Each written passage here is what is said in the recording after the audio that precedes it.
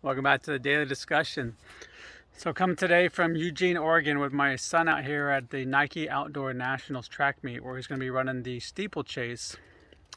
And today is actually, being here is actually good timing for us because the last tidbit from Steven Kotler that I wanted to bring up is that it doesn't really matter what other people are doing. And anybody who's telling you that you can't compete with the best, it's because they have limiting beliefs themselves.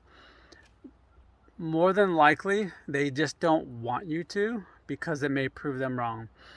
If they are at the top and they're telling you can't, it might be because there's something there and they're actually probably afraid that you could knock them off the top. They're probably a little insecure because the ones who are more secure, the ones who actually have earned the right to be up there and truly believe in themselves, they're not afraid of competition because it's just going to elevate their game more anyway. So they want that competition so they can get better themselves.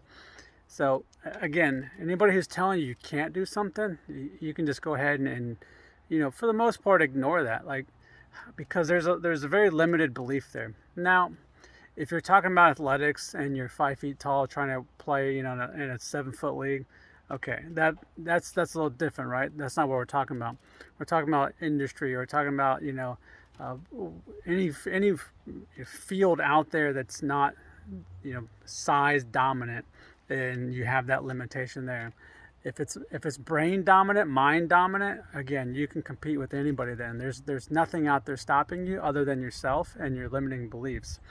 So start paying attention to that. When people start to push you away and tell you no, and tell you you can't, especially, that probably means you're on the right path and you're scaring people.